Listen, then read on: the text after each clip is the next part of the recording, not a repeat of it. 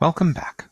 My name is Christian Latour, and this is a series of videos on the topic of project management, specifically focused on the IT industry. In our first video, we talked about what is a project and how common they are to the IT sector. Today, we'll begin to talk about how we set up the project plan. During today's video, you'll learn the meaning of the following terms.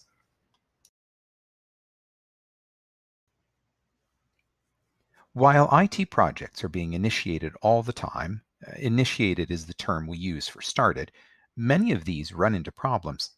Some finish late, some go over budget, some fall apart so badly that they never get completed.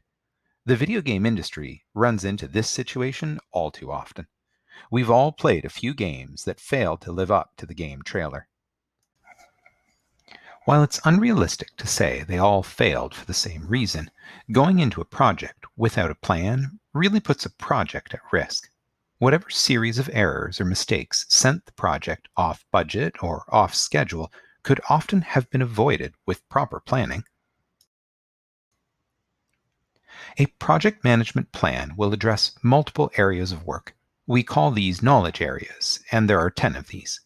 Most of them have a dedicated week of learning in the course I teach.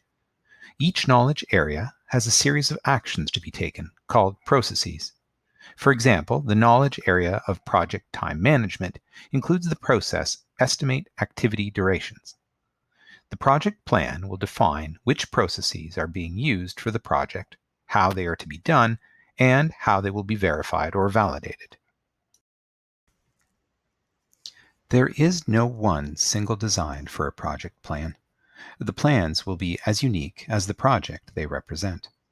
Skilled project managers are those who know which processes should be included in a project and to what degree of detail.